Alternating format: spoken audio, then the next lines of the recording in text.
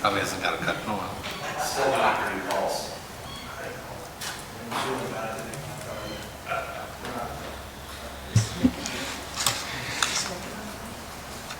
I don't know. I haven't seen her. I'll call. All right. I would like to call to order the Planning and Zoning Commission meeting for August 5th, 2020. Roll call. Budke? Here. Johnson? Here. Kuhn? Here. Lunsky? Here. Matichek? Here. Reichert? Here. Sandy? Here. Waspick? Here. Quorum present.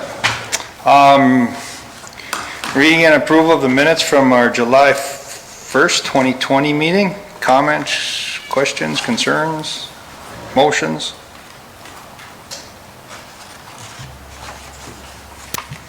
I'll move approval. Moved by Mr. Budke. Second. Second by Mr. Lunsky. Discussion? Seeing none. All those in favor signify by saying aye. Aye. Aye. Opposed, same sign. All right, motions are approved and submitted as read. Public hearings, final approval petition and minor changes. Item 3.1. 3-1, public hearing ordinance to amend the zoning map, rezone Lot B, Block 16, Skidmore addition from R4 multifamily district to B3 general business district located at 501 Seward Avenue. Mr. Brooks, good to have you. Thank you, Nice Chairman. to be back. Thank you. Good to be back. So here's Mill Road and here's Gateway Drive. We're just in the northeast quadrant of that intersection, just to the north a bit. It's kind of on the edge of the Riverside neighborhood. I'll kind of zoom in on the property here that's under the request. Currently, Nate's Electric owns 503 and 501. Their business resides on 503, and there's a older single-family rental property that was on 501, and the zoning on this 501 property is residential R4. Current zoning on this is B3. Their request is to change this R4 to B3 to put up a building in roughly this area here, meeting setback requirements of the city under the B3 zone. This item was on our meeting last month. We had a neighbor that did come and had expressed some concerns. Nate's Electric was not able to make last month's meeting, so the item was tabled by the Planning Commission to discuss at this meeting. So we did resend out invites for folks to come.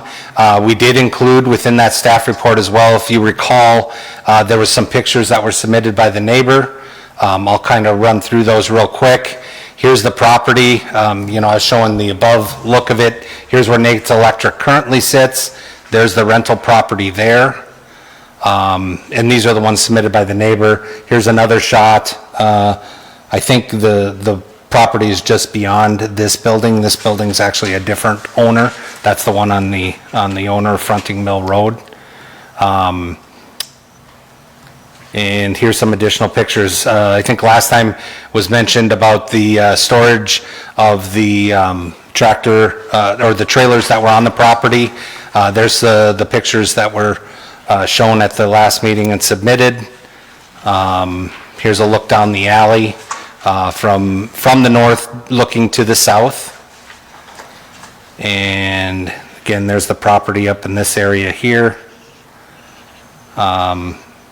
Again, this property here is a different property, but where he'll be is on this property here. Shot at night. There's another, I think this is similar to what we had saw before on another one. This property is, again, that neighboring property that had the propane tank. And then this is the back half, I believe, of the residential property. And there's a bike path behind as well. So with that, those are a quick view of the pictures, and they were submitted in your packets for everyone to view. And with that, I'll entertain any questions before we open it up to a public hearing, if that's all right, Commissioner. for the Yeah, commission. anything from the commission for Mr. Brooks before we do open the public hearing? Mr. Johnson? Is that shared use driveway on the, would it be the east side of the property? You gonna maintain that for that apartment building, or it looks like to be mostly on your property from the aerial, but That would be my intention, is to not disturb that shared use driveway at all. okay. That is, it kind of splits, I believe it would be fourth or fifth, I'm sorry. So the property line pretty much runs right north and south, right up. Am I expressing that right, Mr. Brooks? Yeah, we probably should have you come up to the mic just so you can I get was on gonna, record. I was gonna say, let's Yeah. start with addressing our questions to Mr. Brooks. If anybody has any questions of Mr. Brooks, I just want to try to give the people in TV land here a fair shake. It's gonna be hard. Okay. Mr. Matichak? Yeah, Ryan, everything's going to be raised and it'll be a new building? Yeah, as I understand it, Nate, yeah, everything was going to be The raised. house, the three-stall garage that's there, the semi-trailer, the junk building behind, that's all going to be gone? Yeah, that's my understanding. No? Let's bring him, I mean, this is impossible. Let's bring him up. Please just state your name, address for the record, please. My name's Nate Nyberg, and I own Nate's Electric. My address in Grand Forks is 2526 West Fall Creek Court. I did bring a drawing, and I brought several of them. I don't know, there's enough to hand out if you want to look at it, but here, I suppose you can see on your screen, but here's the overhead view of my shop, and this blue circle here would be the proposed new, or blue square, I'm sorry, would be the proposed new shop, and adjacent to it, with the number 501, there's the house that would be taken down. And just behind the house, there's also an old, like, lean-to that also goes bye-bye. But the shop, existing shop that is pictured with the number 503 on the roof, that would remain, and a new shop would be, in addition to, would be put where the blue square is. Did that answer your question, Mr. Matichak? Yeah. I was under the assumption everything was going. No, it's just, What's left there is basically like a three-stall garage? that is my existing shop is a three-stall garage, correct? And that's staying. That would stay. The one on where the rezoning's gonna happen, that one, everything on that property is gonna go. Correct. The rental house, the old rental house, which hasn't been lived in 2 years, has no utilities to it, that would all come down, along with there's like a lean-to along the city's bike path, that would come down, that area would all get cleaned up in hopes of putting up additional shop space. Mr. Johnson, you started, and I'll let you finish with Mr. Nyberg. Yeah, I think you answered it. Oh, From the aerial, it looks like there's a shared use driveway there that the off-street parking, the apartment uses. I was just wondering if that was gonna stay in your building. That would stay in I have no intention of disturbing that. It would have no negative effect on what I would like to do, so that shared use driveway would stay. Will the new building space eliminate the storage trailers that are permanently sitting there? Yes, So you will have no trailers that are parked year-round there? It'll be things just coming and going then? well, right now what happened is I have a semi-trailer there, and that would get pulled out and gone. Okay. I cannot say that I wouldn't have a trailer there. I mean, I have, But they will move periodically? They will So I move think it's just periodically, the one exactly. trailer that's been there for a long there time? is a semi-trailer that's been there for a number of years, and that will go. Perfect. Okay. That's probably the biggest, I think that was the neighborhood concern, is the trailer right, sitting there. that semi-trailer already has a home, and that will go. Anything else for Mr. Nyberg from the rest of the commission? I still do have a public hearing. So at this time, I don't see any more questions, Nate. I will open the public hearing. Anybody in the audience would like to step up and address item 301, please do so at this time. Please, sir, come up and state your name and address for the record, please. Can I take this off? Absolutely. Tough to talk. That's your choice. I'm Tom Balanchuk. I live at 1502 North 6th Street, which would be just about right across the street from this property. My main concerns are, he already addressed the semi-trailer, but then the rest of it is vehicles all over the place, junk all over the property. Safety concern right now of that trailer sitting against, or up against the power line pole. I don't see that it's going to change. I mean, I've been looking at this property I've lived there for 10, 11 years now, and it's been getting consistently worse as far as the looks of it. Building a new building and throwing everything inside of it, yeah, that's going to help for a while, but what happens when that building's full? Then does it start spilling out onto the property again? There's vehicles and trailers all over the place. They're on the street. There was one left on the street for a month and a half. I don't know how a person can do that and not get a ticket. I guess that's some of my concerns, and I asked at the last meeting that maybe the city council or the planning zone commission require a fence, a screened fence and screened gate across the property to hide any of this stuff that's laying around. That way it doesn't detract from the rest of the neighborhood. It's mostly pretty neat around there. He is going to be, I guess, one of 2 commercial properties. So really, I think his responsibility is to the rest of us who have residential that we own and live in. And that's why I was requesting the fence, screen fence. Okay, thank you very much. Anybody have any comments or questions? Hey, Ryan, maybe you can answer, how long has the lots 503 and 506 been zoned B3? Any idea? No, I don't. As far as I'm aware, they've been B3. For 20 years? Probably. Okay. They were before I moved in. Yeah, that's what I was trying to clarify, if something had changed in the 11 years that you had lived there. Only the looks of it. Okay, got it. Is it okay to leave more pictures with you guys, or? Absolutely, I think give them to staff and, Yeah, we can take them. yep, give them to Ryan and he can distribute them. Thank you very much. Anything else? Thanks for your concern, Thank thanks you. for stepping up. Thanks. Still got a public hearing open. Anybody else in the audience who'd like to step up and address item 3.1, please do so at this time. Seeing no one, I'll close the public hearing, bring it back to the commission. Mr. Brooks can probably field a couple more questions. Mr. Brooks, is there anything in as far as fencing or anything required or could be passed off? I guess that's probably all of our questions right now. Yeah, so I'll quickly draw in where, the rough location, although it's a measurement piece, but it'll show roughly where that building's gonna go. Maybe not the right size, but that'll be roughly, doesn't do a great job of showing it, but it's gonna encompass most of where that house was, as I understand it.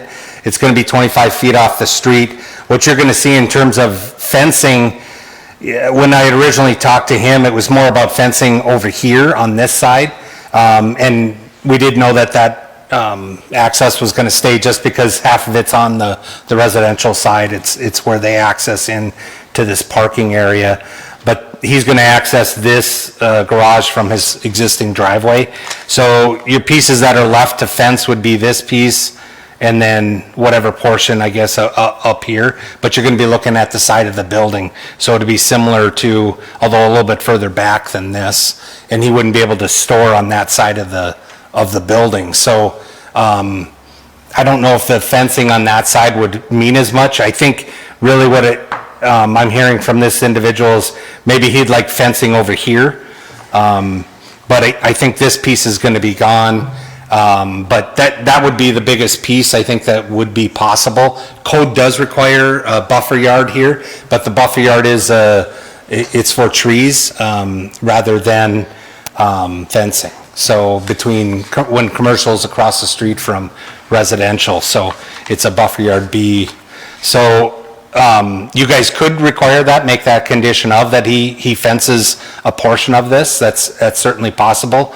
The only recommendation, if we did go that route, would be to tie it into building, where the building would be.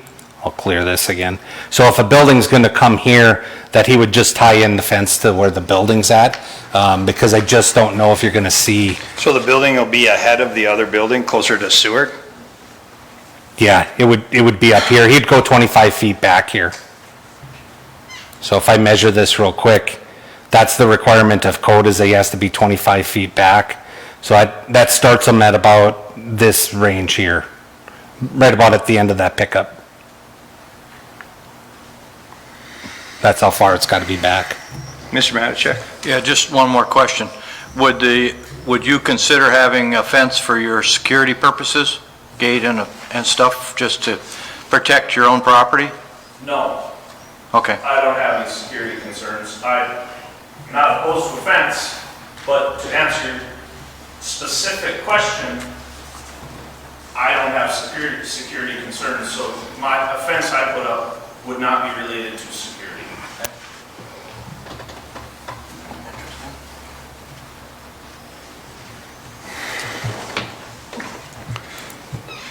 Mr. Reichert, Ms. Sandy, Mr. Budke, Mr. Kuhn, it's tough to see if I want to make sure you guys are getting your fair shake here on TV.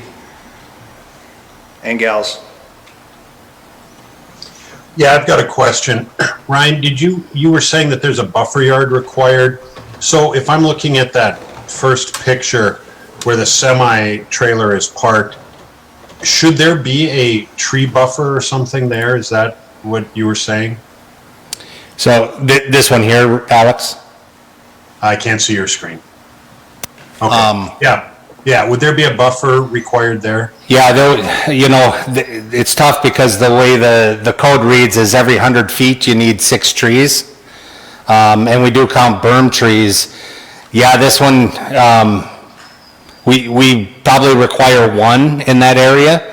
But if it's out on the berm, that would count. I don't know how much screening it would provide, even with code. I guess that's the only thing I'm cautioning with. I don't want to say that, yeah, we'll take care of that with a buffer yard, and then everybody's expectation is, okay, the buffer yard will go up, but it's really not what that neighborhood wants, and we'd maybe be putting him with costs that, then he's not satisfying the neighbor either. So I just wanted to lay out those expectations that the code required buffer yard here probably isn't going to be satisfactory to the neighbor. And we'd be having him put up trees that maybe would be more expensive if all we need is just a small fence piece here. Okay. So I think this is All right, thank everybody you. sitting on a rock here. I think that, My concern is I want people to, develop these properties and make them better, but I don't want to make the obstacle of money so high that they don't do the projects. So we got to figure out what the best route is to go with this. well, and I think, listening to both sides of it, you obviously want Mr. Nyberg to develop the property and add on to his business and whatever else, but you also got to look out for the homeowner that's been there for a long time, and property across the street from one was zoned residential. So what kind of guarantee do you give the guy to say, I happen to know you personally and I know you'll clean it up, right? How are we going to have this neighborhood realize that also? Maybe that's a loaded question, but what kind of teeth can we put in, or what kind of, can we have that semi-trailer will be out of there? And things will be cleaned up, because you're gonna have more space to store stuff inside, I get it. What are you comfortable with, I guess? Right, yeah, that's what, everybody's kind of sitting on a rock and a hard place. So if you want to address that, please. I will. First of all, I'd like to say, if there was a van parked on the street for a month and a half, it does not belong to me. Second of all, I'd like to say, the power pole that is leaning, or it's not leaning, but it is close to the semi-trailer, is not a power pole. There's no power on that pole. Mr. Wozvik would know that as well as I do. It has a phone line going back and forth across it, and it's a dead end. I'm not using it. My neighbor, who owns the, commercial space to the west of me is not using it, and for all matters and concern, that pole could come out of there too. I have not pursued that, but anyways. To answer your question, Mr. Wozovic, I would put it in writing that the semi-trailer's coming out of there, that if you walked back on that bike path, you would see that lean-to that is a complete eyesore. That's all coming out of there.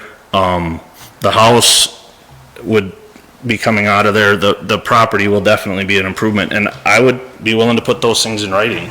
I don't know how Right. else I could say that I'm going to do it. No, and that's kind of what, and the other part of this is it does go to city council next, so Sure. trying to help you kind of give our recommendation to council and help you get a path to get it done too. Right. Through that avenue. So, I will state, Mr. Wog, the next step of this too is he would submit a site plan for us that'll. Yeah. And Right. Stephanie and Andrea, when they go out and do site plan reviews before you got a CO, they'd make sure that those things were done as well. Perfect. Just so you're Yep. aware that there is that loop. I think we've had questions in the past with that. yep, we You have know, how a do we know? process. Yep. I see Mr. Reichert's hand up here. Go ahead, Alex. Move approval. Thank you. Moved by Mr. Reichert, Second.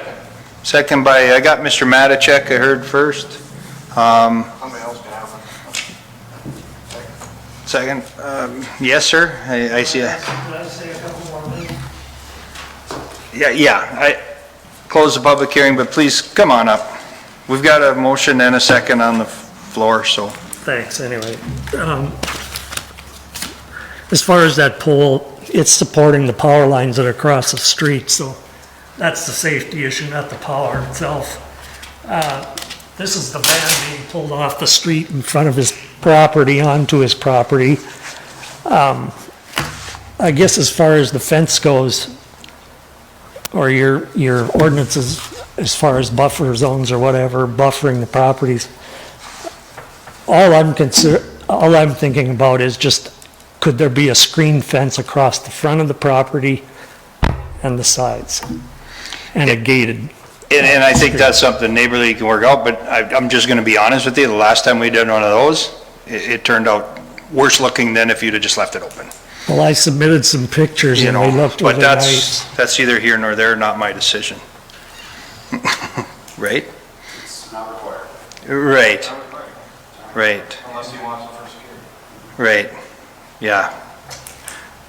Well, then shouldn't ordinance be followed that requires trees for a buffer zone or a buffer against my having to look at them? Well, I before it would think it comes, would we be- would include Yeah. include that requirement. That'll be part of that site plan review. When they come back to us, sir, next month, they'll have that site plan, the buffers, the trees, anything else that they're gonna have on this property, they'll have on that site plan. That's in the which- code, yeah. With what's in code that Mr. Nyberg has to do on that plan, and then that'll be reviewed at that time. Yeah, and see, I heard you talking about 25 feet back from, the building is gonna be 25 feet back from the sidewalk.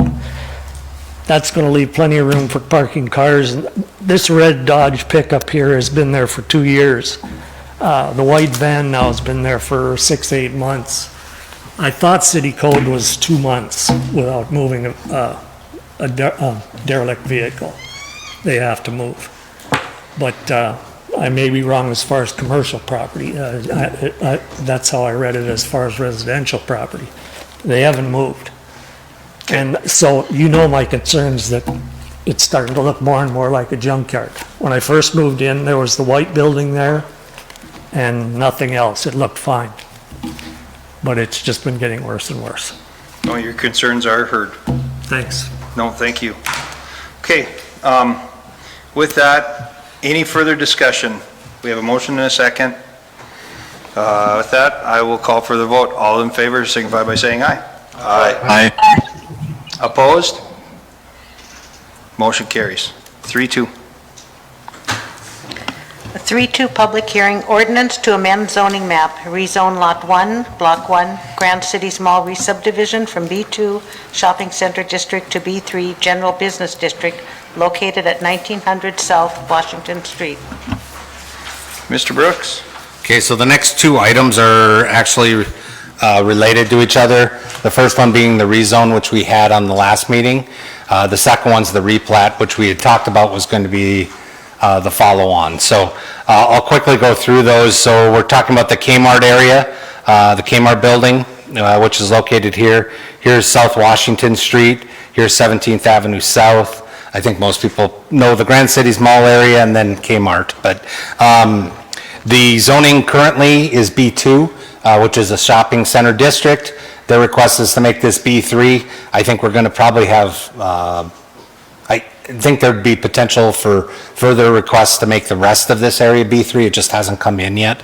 But this area, they're looking to do some storage actually in there, which is a pretty common reuse for big box, doing indoor storage. And I'll pull up one of the submittals that they had in terms of, this shows all retail shops that would front it. They did want to caution everybody that that'll be market driven. So it is possible that these will start as retail or as storage units and then convert to retail as the retail rebounds. You know, right now we're on a temporary lull with having some excess space for retail, but this is their future desire, but it may be all storage to start, just so everybody's aware of that. And with that, we do recommend approval, but we do have a neighborhood meeting as well, and we mailed out notices 400 feet around. I didn't receive any calls in the office, but there may be people in the audience as well to talk to the item. Okay. Mr. Matichak? Refresh my memory, is the B3 because of the storage? Yep, that's correct. Because B2 you couldn't do it? That's correct, yeah. Okay. Yep. Mr. Reichert? Yeah, I'm probably getting ahead of myself here. The parking, it says there's going to be a shared parking agreement.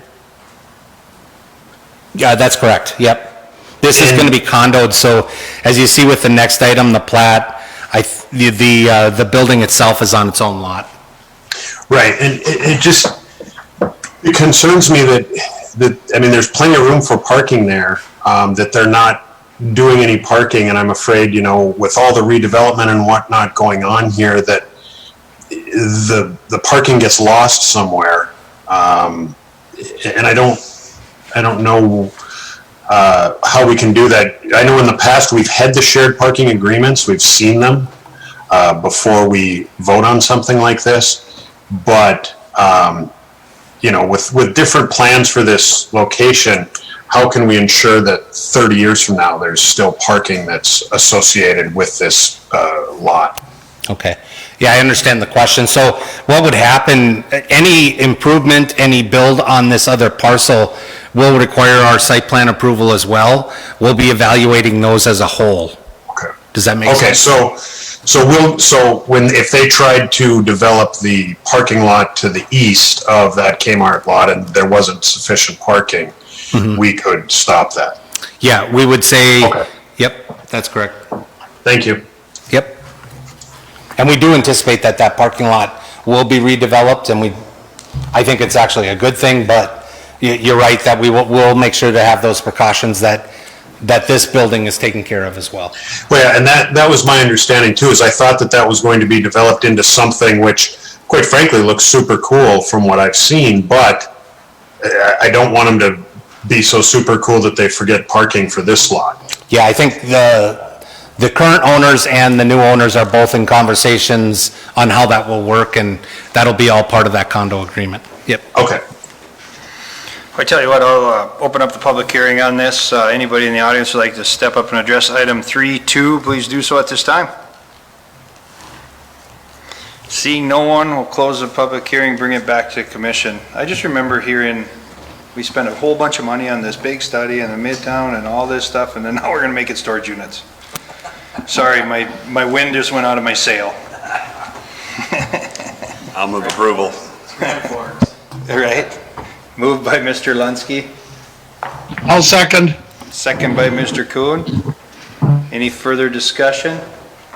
Seeing no hands or no yelling at me, we'll call for a vote. All those in favor signify by saying aye. Aye.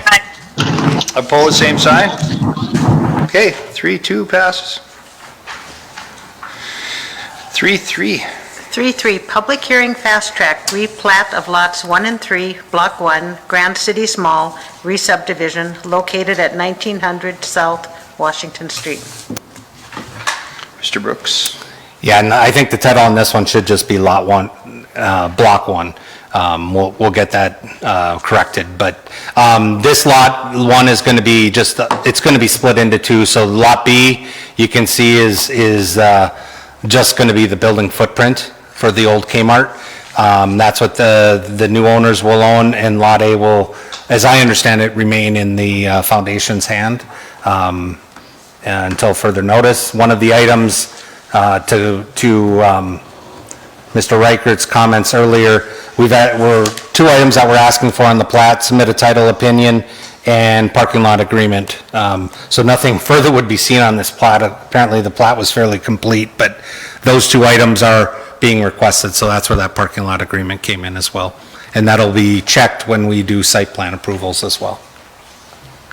I'm willing to stand for any other questions that you may have. Okay, any questions? I'm going to open the public hearing.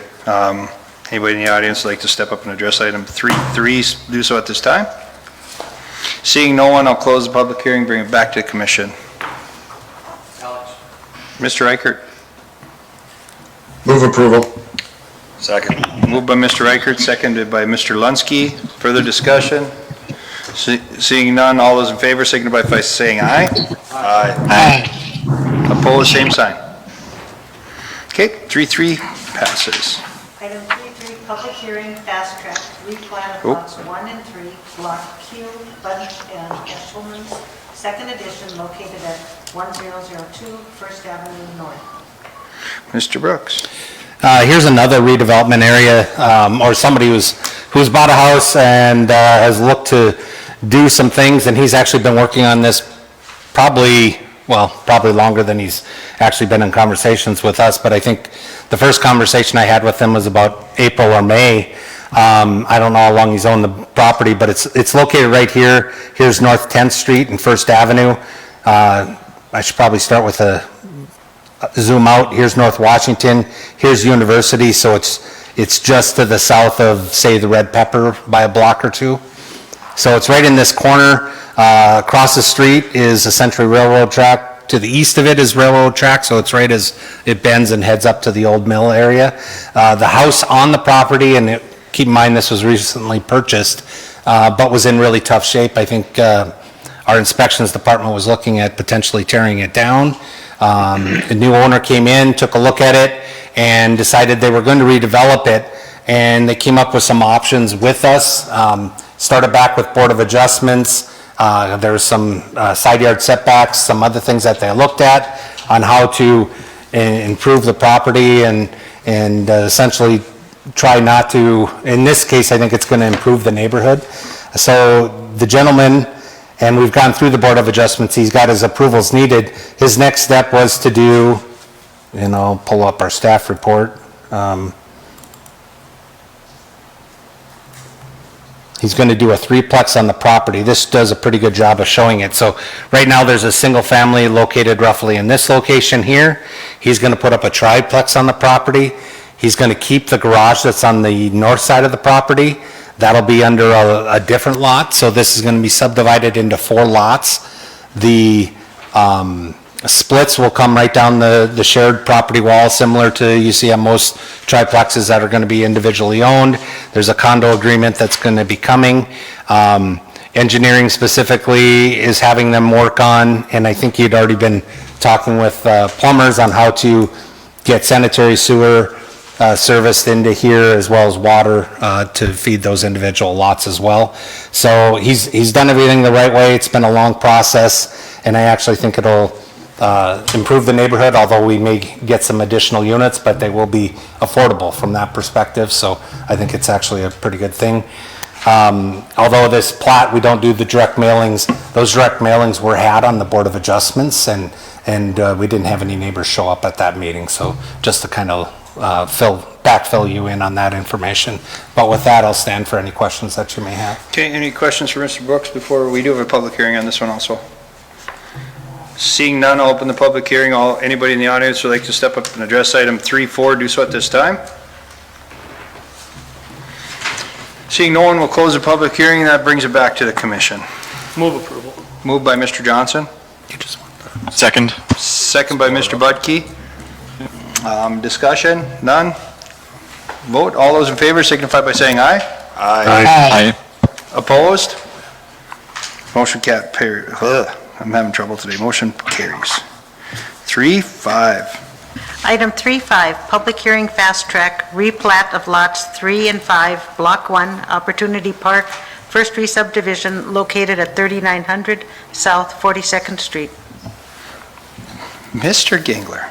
Good evening, Mr. Chair, Commissioners. Items 3-5 and 3-6 are a part of the same request, so I'll talk about both and then we'll go back to vote on them individually.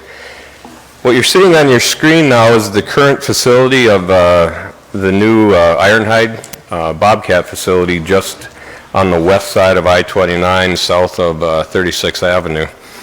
If you recall, not too long ago, we went through a number of discussions on certain the use of gravel and whatnot on this property, so it's not finished yet, but I believe it's well on its way. The property owner is requesting approval for the replat, and I've highlighted in green an additional 3 acres that they want to purchase and add to the existing site.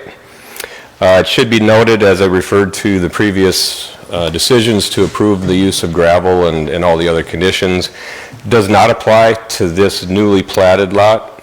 We don't have a site plan on it, but if it were to be developed, then they'll have to come back and go through a process if they wish to request anything similar to what they previously did. So the plat looks like it's in good working order, and then as well, the next agenda item is the annexation for this additional 3 acres of land. So I'll entertain any questions, but staff is recommending approval both on the plat as well as the annexation. Mr. Matichak. Yeah, is this similar to what Revolution Sports did with the addition in the back for more storage? I don't know the overall intent right now. I do anticipate that they may do another building or some activity that's related to the current use, but as of right now, we don't have anything. If there was another building, then you wouldn't have to worry about the gravel or anything, you'd have pavement and stuff.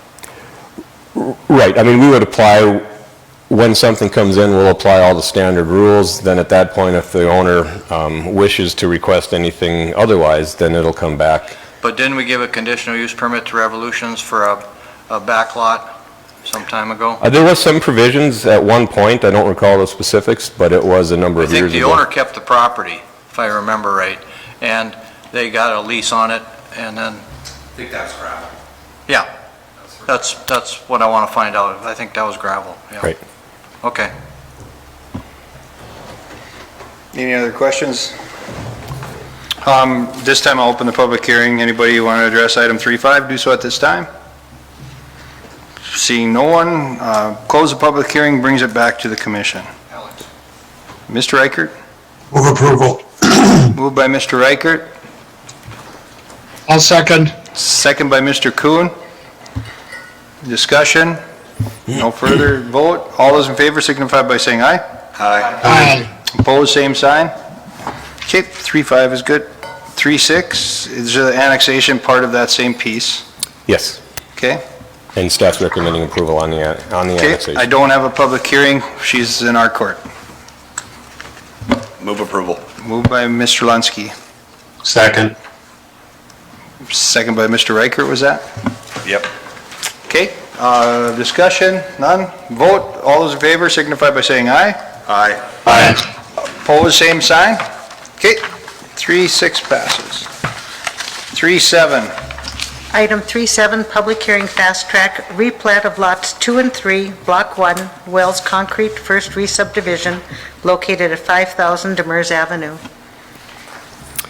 Mr. Gingler again. Give you some locational details. This is the former property of the Wells Concrete facility. The owners are wishing to further subdivide the properties in order to sell off portions of it. What I've highlighted in red on the map would be the resulting 3 platted lots. So the lot to the west would be a long rectangular lot with one of the buildings on it, and then the other building and facilities are located on the northerly portion of the lot to the east of the long rectangular lot. If you referred to the plat, this is the result of 3 lots, lots A, B, and C. And also staff has been working with the surveyor and engineers. We would like for them to provide updated information and clarifications on a storm pond easement that's in the area, but they've answered a number of our questions, and we're satisfied right now in terms of recommending approval, knowing that we're awaiting some additional calculations and clarifications on a few of the items. So this is a fast-track replat, doesn't involve any new public rights-of-way. Staff is recommending final approval. Okay, Mr. Reichert. Hey, Brad, these lots, is there a reason why they're not square, and do we discourage, I mean, not square, but straight lines? No, we don't discourage it, but it does relate to how the properties are situated in terms of, in some cases, where driveways are. So sometimes, and in existing buildings, if we plat around the buildings, then at that point we'll see some irregularities in these lot lines, but these, they're pretty much right angles in terms of the turns and whatnot, so we think it's a reasonable layout for the plat. All right, thank you. Okay, any other questions? We do have a public hearing, so at this point I'll open the public hearing. Anybody in the audience would like to step up and address item 3.7, please do so. Seeing no one, close the public hearing, bring it back to the commission. Mr. Reichert? I believe he was muted, but it looked like move approval. Move approval. Thanks, Mr. Reichert. Second. Second by Mr. Johnson. Discussion? None. Vote. All those in favor signify by saying aye. Aye. Aye. Opposed, same sign. 3.7 passes. 3.8. 3.8, public hearing fast track, replat of lots CC and DD, Block 2 of a replat of lots 9 through 11, Block 2 and Lot 8, Block 2 of Highland Point, 5th re-subdivision located on the 3800 to 3900 block of South Washington Street. Mr. Gingler. This is a currently up-and-coming development area, just to kind of give you an idea. On South Washington, the southerly border of the subject plat is 40th Avenue South, and it stretches all the way up to the existing townhomes. Current uses in the area, other than the townhomes, of course, there's a multifamily apartment building, and then also the storm pond. Right now, the property is being proposed to be replatted into 2 lots. City staff have approved the site plan for the current project that I believe they've been moving dirt for 4 individual apartment buildings, 20 units apiece. So what you're looking at now on the site plan, the red line through the center will split off the properties into 2, whereby each lot will contain 2 of the proposed, or not proposed, the approved apartment buildings, as well as garage structures and surface parking. So really the only result of the replat is to simply replat the lots into the 2, each lot's approximately 2.5 acres, and then it'll coincide with the way the structures have been approved. So it meets the setback requirements and all those that would otherwise be applied to it. So this is a fast track. Staff is recommending approval. I would entertain any questions. Okay, any questions for Mr. Gingler? Why split it down the middle? What's the purpose of putting that lot line in there? I believe for ownership purposes. Oh. Because as is, it's only, one owner, but this will split it, so there's the ability to sell to different entities on their own platted lots, which is pretty common. Once again, there's a public hearing, so I'll open up the public hearing on this. Anybody in the audience like to step up and address item 3.8? Do so at this time. Seeing none, we'll close the public hearing, bring it back to the commission. Ms. Reichert? Move approval. Moved by Mr. Reichert, Second. second by Mr. Lunsky. Discussion, none. Vote, all those in favor signify by saying aye. Aye. Aye. Opposed, same sign. All right, 3.8 passes. Mr. Chair? Yes, sir. Just as a sidebar related note, if you haven't been down on South Washington, this area, you'll be quite surprised. There was a demolition project of the existing structures and the trees that were there, so I just opened my eyes this morning. I was northbound on South Washington. That whole part of town now is open, and then ultimately 36th Avenue, as I'm pointing at on the map, will ultimately connect to South Washington. So we're glad to see activity in this area. It's been, I think, long overdue. So just sidebar note. Yeah, it is quite the change when you drive by. Thank you for that. 3.9. Item 3.9, request to vacate a 20-foot wide sidewalk easement at 1510 and 1514 Sharwood Court and 2233 and 2237 Springbrook Court. Mr. Gingler. Okay, I'll preface my presentation. This has been a pretty unique process, talking with homeowners in the area, not only the individual requesting to vacate the sidewalk easement, but there's others, and I believe in the crowd tonight. So what I'd like to do is explain the history of these technically two subdivisions, kind of go over the details, give you the lay of the land. Then I think we will afford the opportunity then to the petitioner to address the commission and state his reasons of why he's requesting the vacation, and then also there's individuals in the crowd that would like to speak in opposition to the vacation. I did send ahead of time a few emails that we received.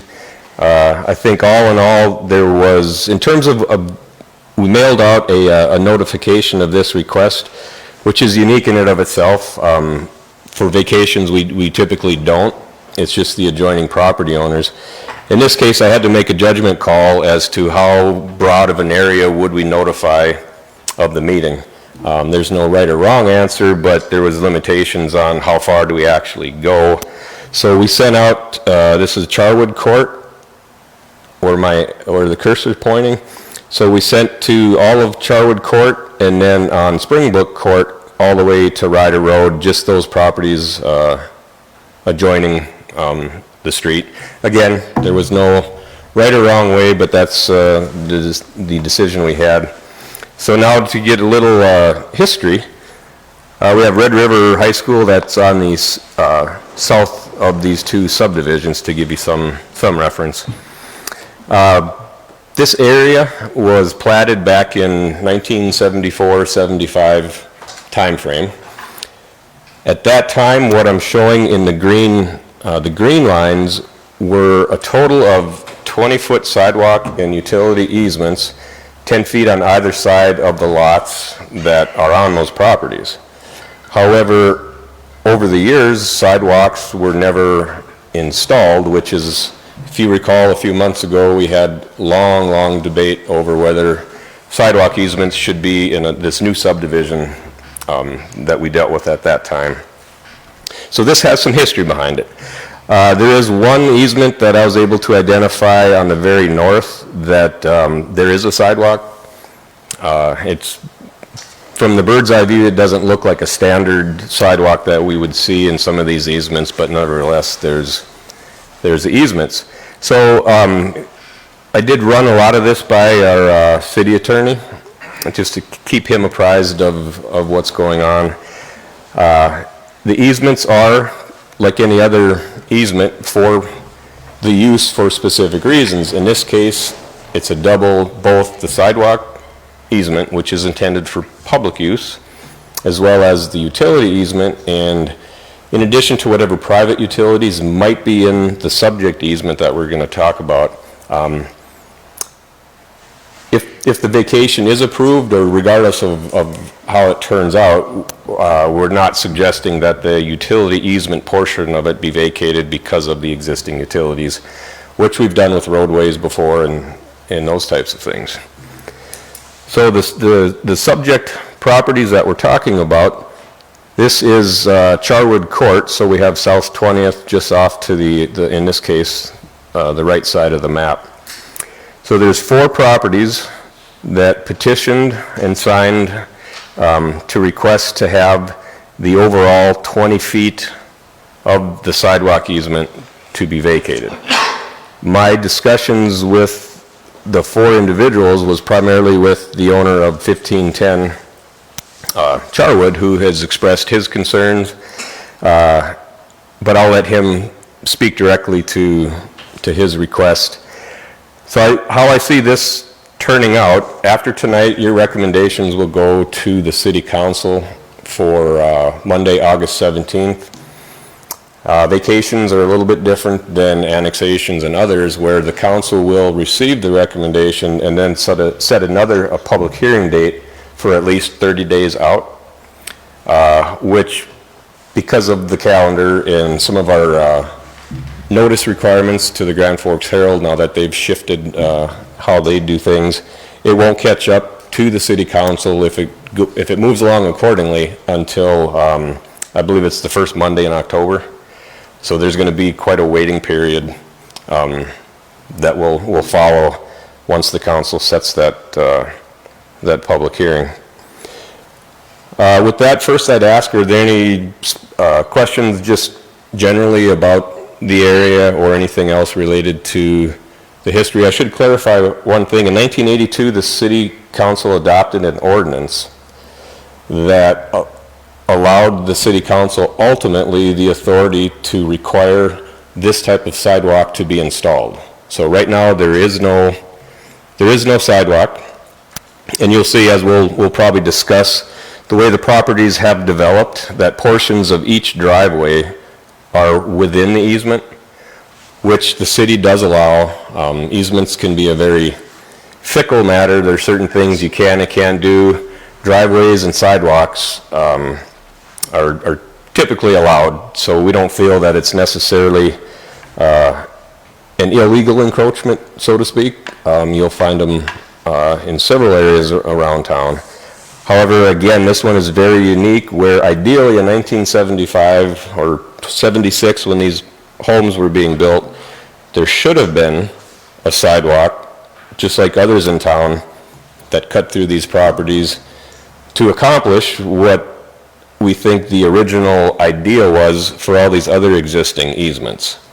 To date, as far as the planning department knows, we don't have any other, or haven't had any other concerns or requests to vacate any of the other easements.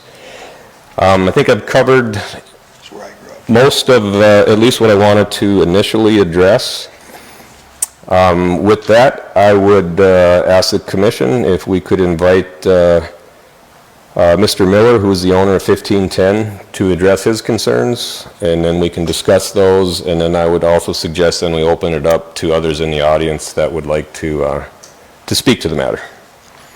Okay, I want to be, careful to keep on topic and not get too much in the weeds. Saying that right? Sure. As far as, anybody coming to speak, give respect to others.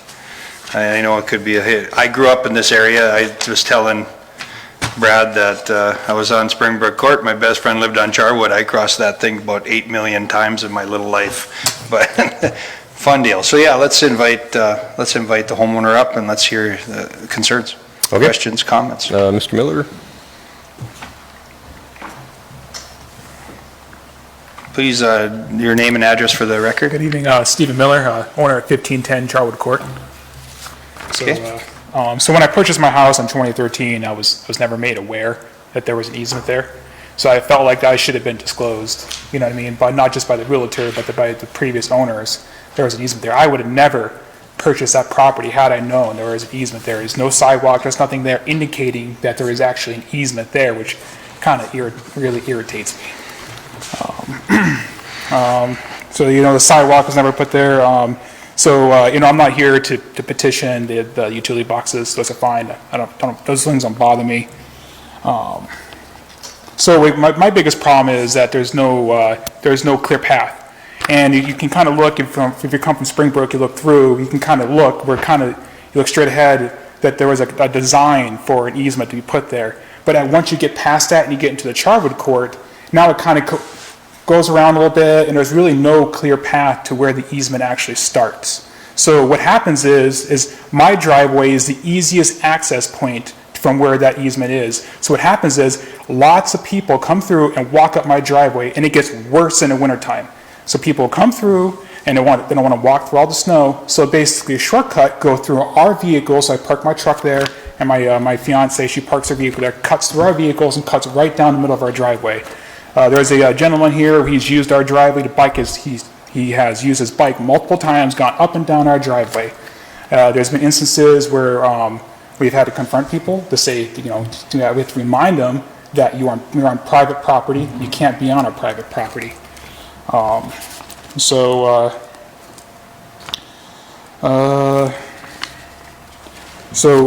additionally, I don't want to get off to a track, but essentially, that vacating the easement is important to us because the current design facility is trespassing, reduces security, and more importantly, and infringes on private property rights. I additionally like that everyone here to respect the fact that all 4 property owners have signs saying they want this easement removed. And then, so anyone that does oppose this easement don't have to deal with this trespassing issue that we constantly have to deal with. And not in addition to that, I actually have video security footage of this, so I can prove it if needs be. And also, there's an individual a couple weeks ago that came through and actually littered as he was going through. I seen him carrying a pop bottle, he left it there as he went through the property.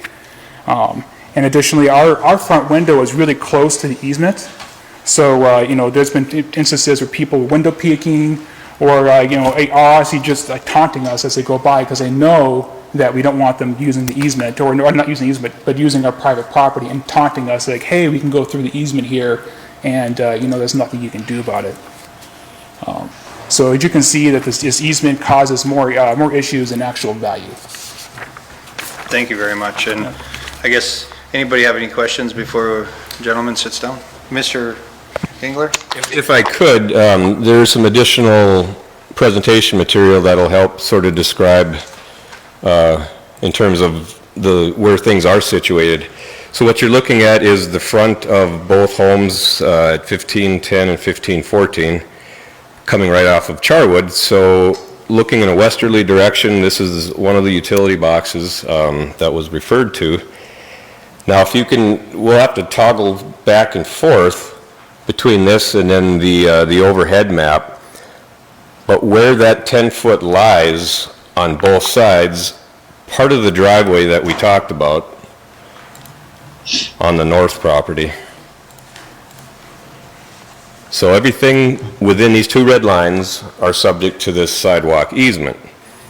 So if you were standing anywhere within this easement by right, as it stands today, it's good, bad, or otherwise, it is allowed, even though there's not a sidewalk there. However, if you're technically traversing this area and move on to just north of this red line, technically that could be considered trespassing, just like any other situation where somebody doesn't want somebody to be on their property. Now, that's a technical level in terms of, where are the people at any given point within this easement. As was mentioned, if you look on the opposite side, on Mr. Wozovic's former street on Springbrook, looking directly east, this is sort of the view that you get as you would enter to cross and go east, which would be this area here. So there's plenty of room on these 2 properties in terms of at least access. There is 2 utility boxes and another tree here. So when you look back at what I'm referring to by those photos, this is that stretch that between the houses and fencing, but once you hit east is where things don't line up perfectly with our world, whereas, again, back in 1975, had a sidewalk been installed, perfect world, these driveways would have been, basically, these houses would have been flipped so that the driveways were now on the other sides of the property, and you would have had, at that time, a clear shot to do a sidewalk that would have otherwise been approved and consistent. My last point, before we open it up to others, again, I said this area was platted in 1974, 1975. In 1982, there was an ordinance, again, that was adopted by the city that gave the city the authority to basically say, okay, this is going to be a sidewalk easement. Now the property owners have to install a 5-foot sidewalk.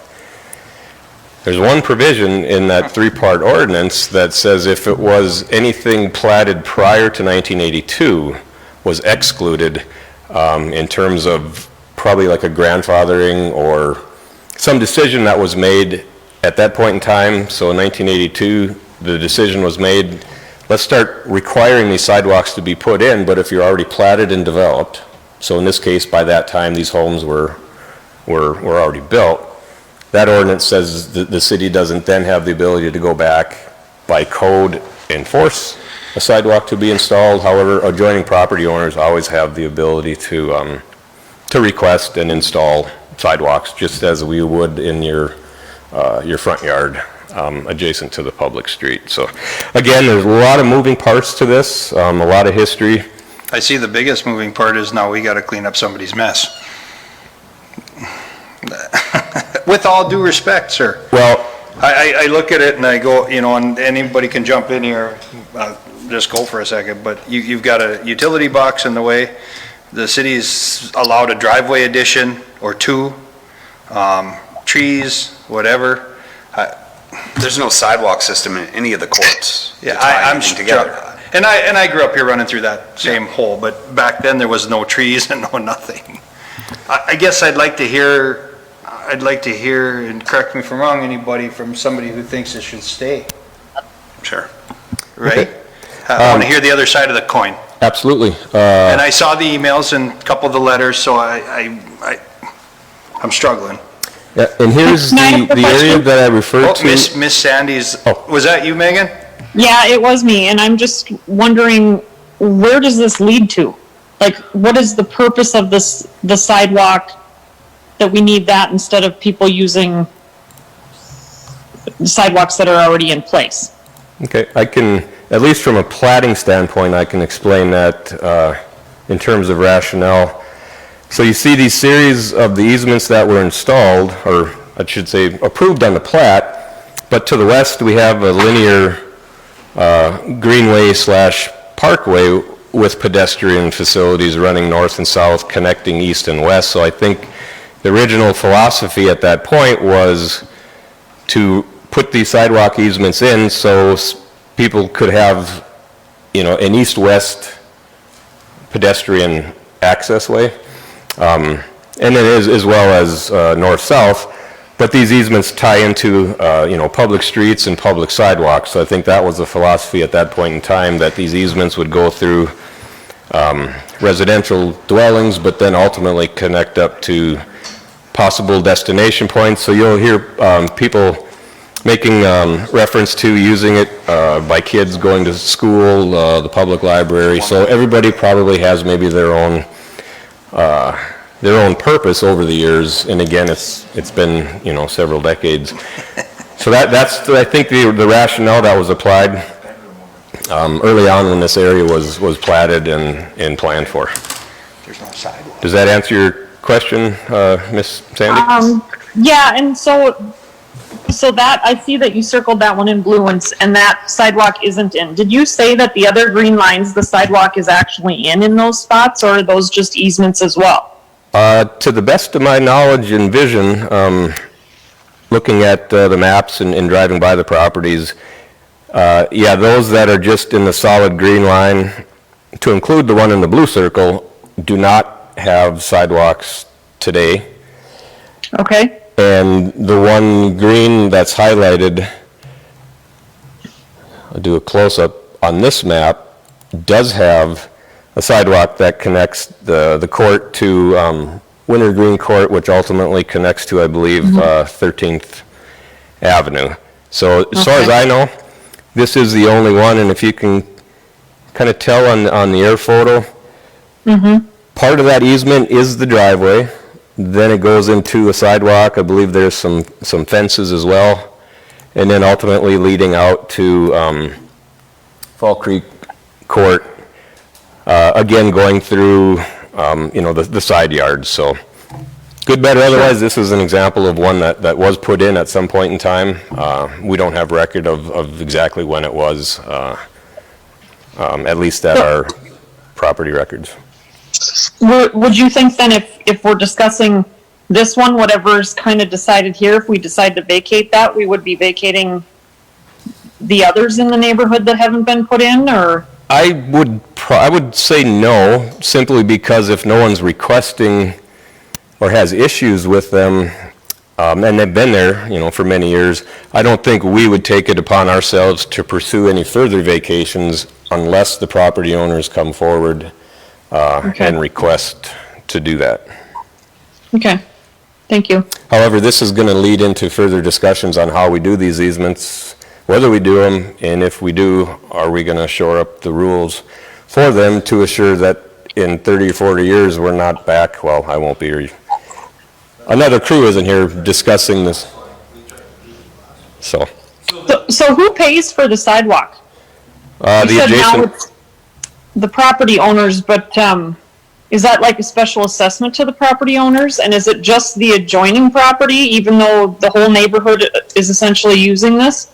that's a good question. My assumption is yes, that it would be similar to the sidewalk in front of your house that's on a platted street where the property owner is responsible for it. We've never dealt with this question before in this scenario. So if it were to go to the point of a sidewalk being installed, whether or not it's vacated, that would be something we would have to clarify. But my gut tells me right now it would be the 4 adjoining property owners. Okay, and then one more, sorry to have so many questions, but who maintains the sidewalk then? Is that maintained by the adjacent property owners as far as like snow removal? Yes, in theory, that's the case. Again, even though it's an easement, it's similar to a homeowner's responsibility to maintain the sidewalk in front of their house that happens to be in public right away. Okay, thank you. So at the end of the day, even if this does become vacated, you still have a utility easement running through there, correct? Absolutely. Both, you're going to have something, so as far as building on it, fencing, whatever, you're going to have a utility easement. I think that is important to note.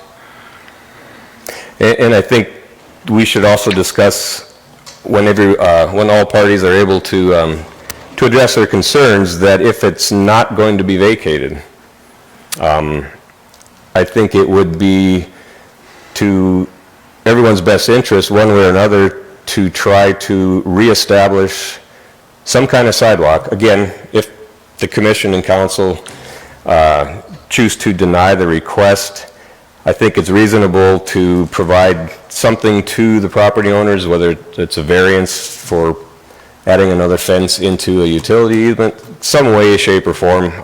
I think we would be in that position, but I won't jump that far into let's hear out the decision-making process. Hear out the rest of the people that want to address the item. Does anybody in the audience would like to step up and address this item? Please do so. State your name and address for the record, please.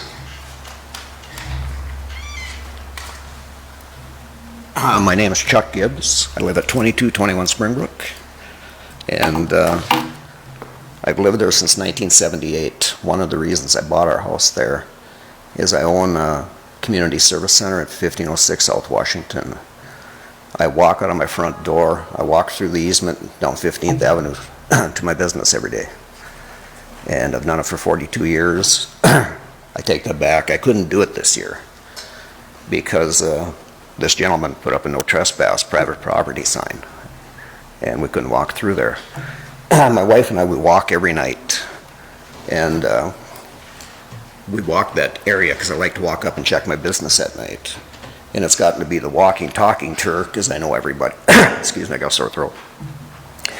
But we walk and talk to everybody. And we haven't been doing it, well, about a week and a half ago, excuse me, he took down the no trespassing sign. So we started walking again, and people we were meeting, they said, we thought you moved because you haven't been walking. And I said, we can't walk because it's been blocked. And that easement has been there forever. And one thing we really, we really miss right now is, and talking to my neighbors, is the kids coming through on the bikes and the people walking through in the streets. It's just a completely different neighborhood with that access blocked. And we use it every day until no trespassing signs went up. And I didn't think any individual should be able to block an easement. I have a lot of customers, several of them are attorneys. I asked one of them to read that letter, and he said right away, looking at the house at 1510, he said the garage is built in the easement, and he wanted to know if that was permitted. And he was asking, do you need permits to build driveways into an easement? And I guess you've already answered that.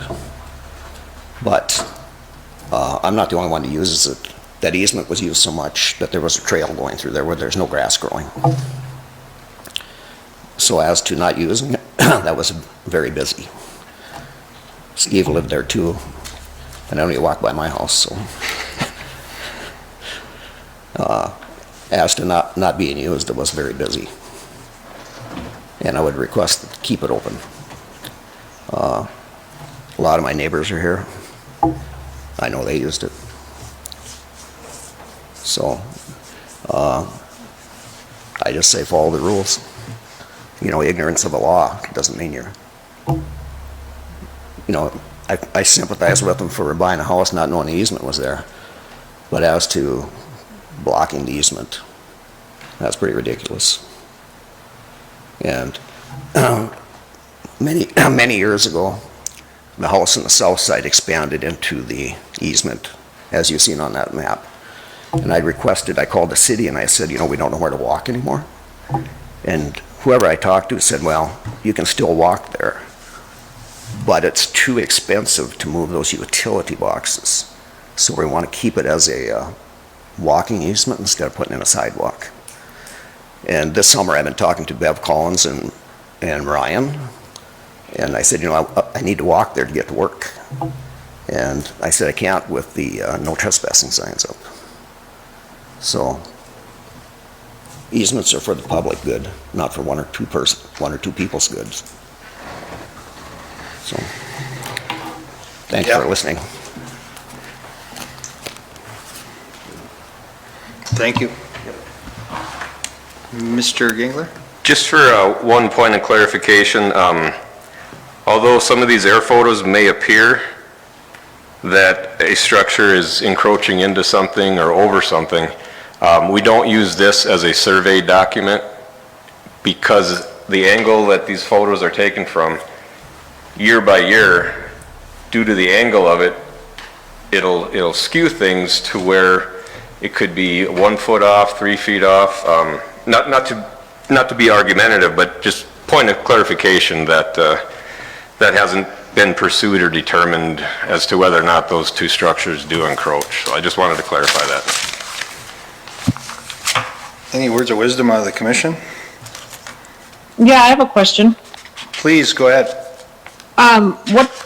What is the process for someone to pour concrete in an easement?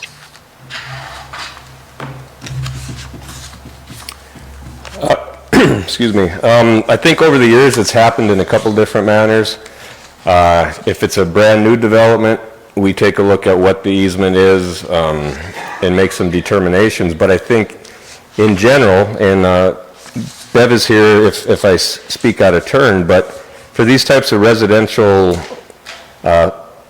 concrete projects, I don't believe an actual building permit is required. I guess I'd look to Bev specifically for driveways. Okay. The curb cuts require permits, just due to access. So is it perfectly allowed for people to pour concrete in an easement? I would think that you would need to know where the easements are and follow those lines.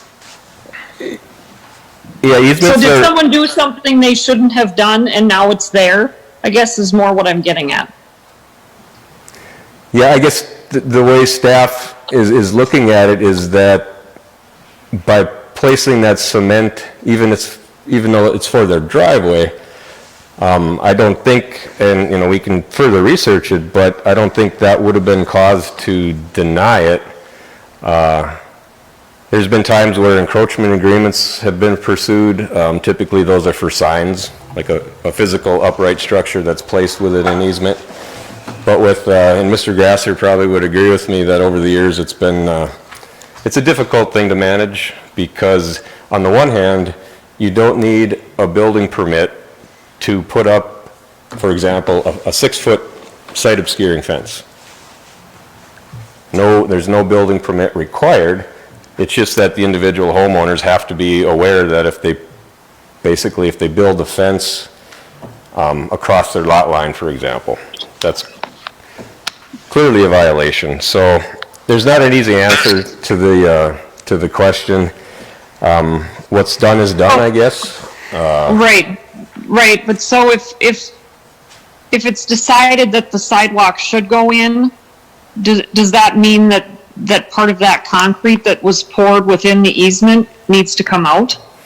That would have to be something to be determined without knowing the details. Okay, thank you. Mr. Grasser, enlighten us.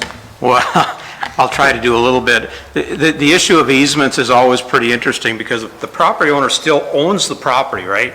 They have the right to develop and use that property for their beneficial use. When you overlay an easement on that, now there's another party or another use that also has certain rights, whatever the description is of the easements to that property. In this case, we have a utility easement and there's also the sidewalk easement. So the question that we deal with oftentimes is one use precluding the use of the other use. Sorry for using that word so often, but in this case, you know, with a driveway, for instance, pouring concrete in that easement does not prevent a pedestrian from being able to use that easement. They're just transitioning from grass to concrete back to grass again.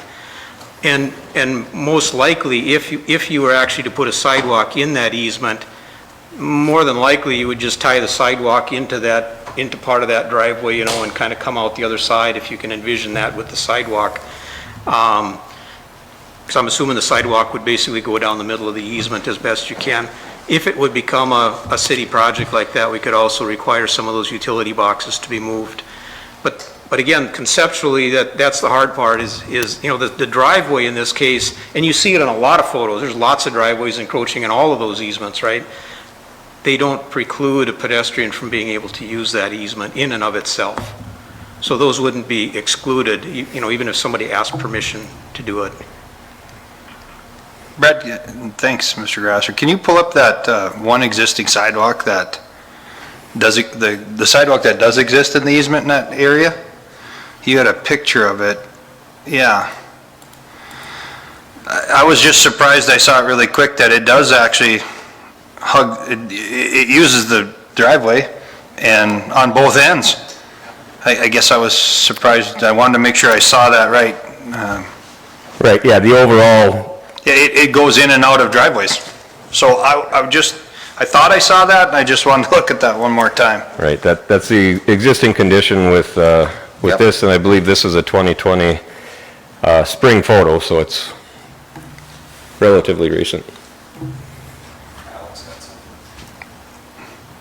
Alex? Mr. Reichert? Thank you. I guess when I look at this, it is difficult, but it's none of our fault. Nobody sitting here made these decisions. And, you know, we have lots of people come in here saying, I didn't know, my realtor didn't tell me, et cetera. This one, though, I think is a little bit different. I mean, you can see that there's a fence on the other side leaving an opening. I mean, this one's sort of open and notorious when somebody sees that. And I think that we're talking about two large areas of town or large neighborhoods that seem to be using this thing. It's there legally. I mean, I feel sorry for the gentleman that did this, but I don't see the compelling enough reason to vacate this.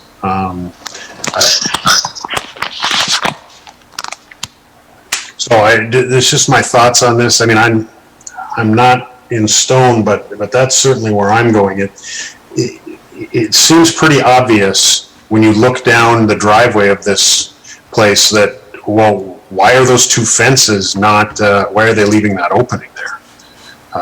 So that's what I have. Thanks. Thank you, Mr. Reichert. Mr. Johnson? My concern is if we do approve this, is what is it going to open up to in the future? If somebody comes in with the same concerns as this gentleman has for safety and privacy, but there is a sidewalk there already. We did this one. Do we do one with a sidewalk and they're able to remove the sidewalk? How does this build in the future? Yeah, we just deliberated for an hour a few months ago over a sidewalk in a new addition, whether to put in an easement across or not, and we all went back and forth. And one of the reasons I voted no was for this reason, because I saw it. Mm-hmm. But yeah, good comments, Cole. Good thought. So here we are. Mr. Budke. Mr. Budke had his hand up. I've been waiting, Mr. Budke. Thank you, Mr. Chair. Yeah, so when this came up on that project some months back that you were just referring to, I mean, I was advocating for a path, right, that would connect the end of a cul-de-sac, essentially a dead end, with other public rights of way, right, like other connections to our transportation network. And to hear people speak tonight and to see the letters that were received, that it validates to me that when these connections are in place, that they do get used and that they're important to the life and livelihood of the neighborhood, to the everyday use for the people that live there. It's, in my mind, when people talk about walkability, it's more than just, you know, the literal ability to like walk outside somewhere in the evening, for instance, but to have like a truly a useful walk, right? That our places connect to other places, right? Schools, places of work. When we don't allow connections like this, it means that places that are, you know, relatively close as the crow flies, right? Like the high school, the elementary school is not far from here to the north. The business corridor to the east. If we literally can't reach them,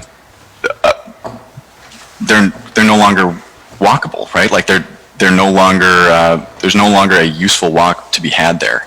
So I do not support the vacation here.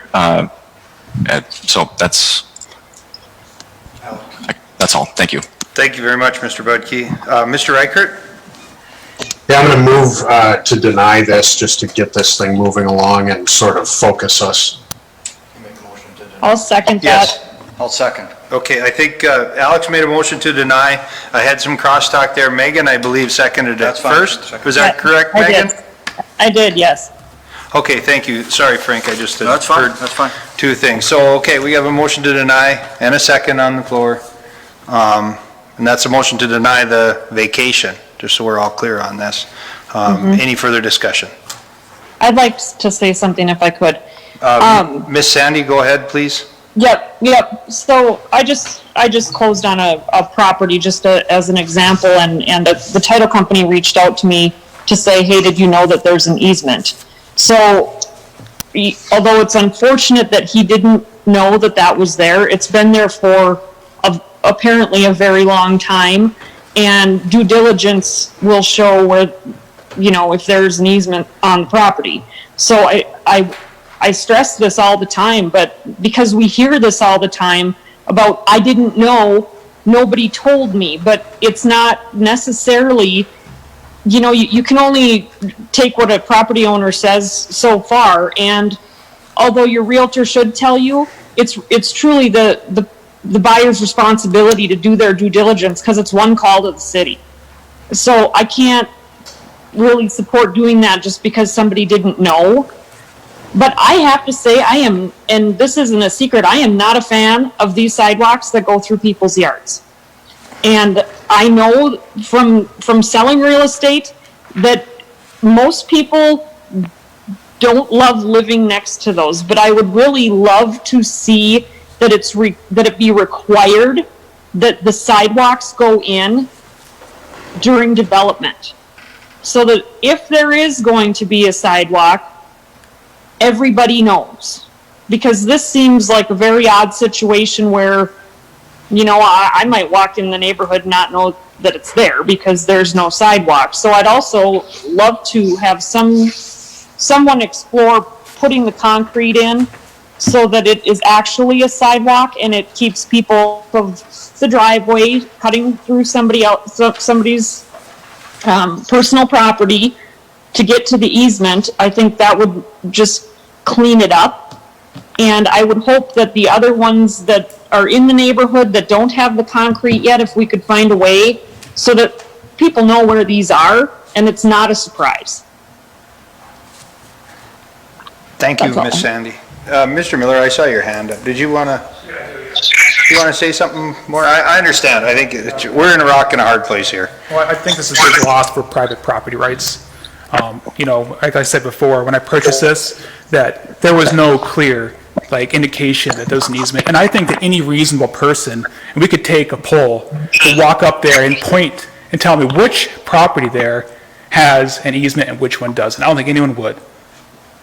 And, now we have to worry about our diminished property values because I didn't know it was there when I purchased it. I think it's ridiculous that someone else that doesn't own the property can actually have a say on whether it gets removed or not. So this is a big loss for private property rights in Grand Forks. Thank you, sir. Mr. Matichak? Since I'm the old guy here, I remember 1982 and the reason the city did that ordinance. Mr. Grassi, you probably remember that as well. What happened is the city was very developer friendly. The sidewalk easements were there. We're going to save the people some money. We'll put the sidewalks in 4 or 5 years. Kind of got lax. Pretty soon people were building over the sidewalks. I don't know if you remember the one case where the guy actually built another bedroom on his house that went completely where the sidewalk was. And that was one of the reasons we went this route. I thought from back in those days that the developers, once there was a sidewalk easement, they were to put it in. Somewhere along the line, okay, Mr. Grasser can answer that, but somewhere along the line we stopped doing that. And now we have these problems like this. Well, I didn't know it was there, but it's there. Mr. Grasser, you can maybe answer that, but. Well, I can give a little bit of history and maybe where we're at now. This is actually a really good example of kind of how we are where we are today, because if you don't see some of these conflicts, you don't maybe understand where we are today. Sometimes we get labeled business unfriendly or developer unfriendly, but from the engineering standpoint, one of our first priorities is to try to make sure that we run our utilities in a street so we're not running them through backyards. Number two, if we do have to put something through a yard and there's a sidewalk easement in there, we do put the sidewalks in a lot of times either with the street paving or something like that. And actually, we've gone one step further. If you look at some of the new subdivisions out there, say south of Discovery Middle School, where that property is for the bike path is actually dedicated city right-of-way. So you avoid the conflict of I own property, but somebody else has use of it, that conflict of shared use with easements. And sometimes it may look, kind of odd that we're actually taking property to do something like this, but this is exactly a good reason why we've gone to that. Plus, if that becomes a property line, there's a setback from the home from that property line. Otherwise, to an easement, there's no building setbacks from an easement. So these things all kind of build together, and if you see us doing that in the future and wonder, why are we taking this narrow strip as a right-of-way, as something instead of an easement, a lot of times that's the reason, is because it changes the character of that property and the use and who's in control of it. And we can then control when the concrete goes in. Okay. Well, with that, I think we've got a motion and a second on the floor. I'll call for a vote. All those in favor signify by saying aye. Aye. Opposed, same sign. Okay, motion denied. Mr. Chair, if I would like to just remind everybody, for the folks here and just the general public, the next time this is addressed is Monday, August 17th at the City Council meeting, 5:30 PM, right in the same place, same setting. And then we'll give a reminder at that point of the public hearing date. So. Thank you for that. I'd like to also throw an asterisk on that. If they do decide to keep this, City Council and everybody, and keep the easement in place and go with our recommendation or whatever you want to say, I think it's pretty tough to go back to the 4 homeowners and make them pay for a sidewalk, but I think a sidewalk should go in there, and that'll designate the boundaries and the terms and maybe save some peace for later. And I think somebody other than the homeowner should have to pay for it. I don't know how you go that far back and make them pay for it. It was completely a very bad design, I think, coming out of this. All the way. Square streets into those little round, groups of homes. It's kind of a bad design, so. Agreed. 310. Oh, I'm sorry, I didn't see you. Sorry, Mr. Grasser. Sorry, just a comment on, I think ultimately, I think that the City Council could make decisions as to creating a larger district. I think obviously we haven't done one of these things for, an awful long time, but I think there's some precedents that we could talk about with the City Council to expand that district. Again, for instance, down in the Discovery School area, that's a bike path, so it's a little bit different, but we assess that over a broader area. So I think council may have we might have some opportunities to spread that. Well, and nothing I'm saying is part of any motion. I really hate to see these homeowners get stung with something they don't want. Yep. That was my point. Okay, 310. Thanks, Mr. Grasser. Item 310, sign appeal for Valley Senior Living located at 3300 and 3350 Cherry Street. Mr. Gingler. All right, this one is an appeal to the sign code. Just give you a real quick synopsis. This is the Tufty Manor, Cherrywood Village, south of 32nd Avenue off of Cherry Street. A few years ago, we adopted an ordinance that provided for larger directional signs for campus-like settings, primarily things like UND, Altru, facilities that have either multiple buildings or quasi-institutional. In this case, which those rules applied to PUDs. In this case, this is zoned R4 residential, but these happen to be permitted uses within these districts.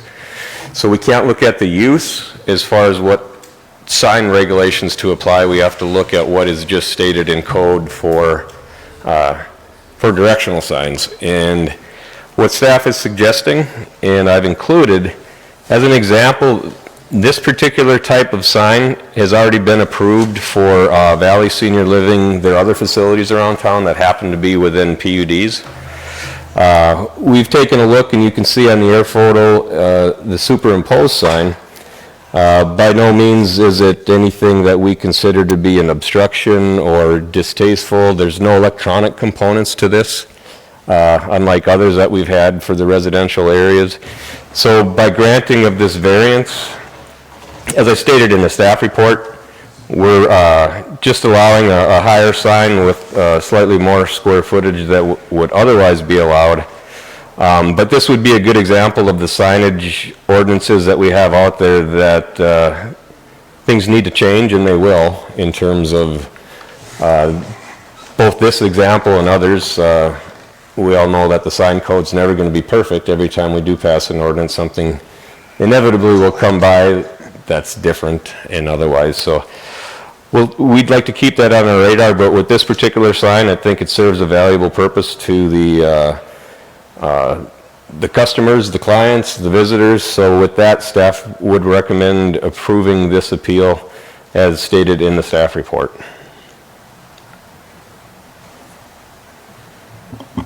Anything from Commissioner, Mr. Reichert? I was just going to move approval. Thank you, Mr. Reichert. Second. Second by Mr. Lunsky. Discussion? Seeing no hands. Vote. All those in favor signify by saying aye. Aye. Opposed, same sign. 310 passes. Item 4, communications and preliminary approvals. I see none. We have none for item 4, but for item 5 for reports. I know we've talked a lot over the past several months now about updating our land use plan, and I think the pandemic kind of slowed things down in terms of moving forward, but it is time to pick up that process. We need to gather the the land use plan subcommittee. This time around, as I indicated a few months ago, I think we're going to go with either 3 or 4 commissioners at the most. And then we're going to invite and ask that we have 2 city council members that would serve on that body, and there might be a few others that are at the state and federal level. So we'd like to really act on this, so I would look at the chair for any advice as to who we want to assign to this subcommittee. And we would like 4 people, is what you're thinking, from our esteemed committee? 4 at the most. 4 at the most? 3 at the least, so. 3 at the least. Mr. Reichert? Yeah, I'll volunteer for this, and I would suggest to the chair that he put people on here who've been on this before. I'll admit, last time I was on this, I was pretty clueless as to what to ask and what to do, and I think having people with some experience on this committee would be incredibly helpful. And being the other person on this and as clueless as you sitting next to you, I agree with that statement, and I know a lot more now going in, so I think I would also like to be part of it, just to, I guess, use what little I took out of it last time to help this time. But no, it was a lot to take in, and now that we understand the game a little better, it'll be easier to play. Okay, do we have a... Mr. Budke? I'm sorry, guys, it's hard. I've never done this before, obviously, but I will volunteer. Okay. Do we have a 4th, or are we good with 3, or where are we at? I'll go. Mr. Lunsky. Mr. Lunsky. So, no, I'm on here. Yep, sure. I understand, Frank. So there's your 4 for now. If there's any deletions or additions or whatever, you guys can email me and let me know. Okay. If the commission wants to change, or somebody can or can't, or looks into it and doesn't want to, whatever. But for now, I think we got 4 names. Okay. Thank you very much. The term clueless was mentioned a couple times, but I'll choose to remain silent on any response to that. That's all we have, sir. All right. With that, I would entertain a motion to adjourn this thing. So moved. So moved by Mr. Kuhn, second by Mr. Lunsky. All those in favor of adjournment? Aye. Aye. Meeting adjourned.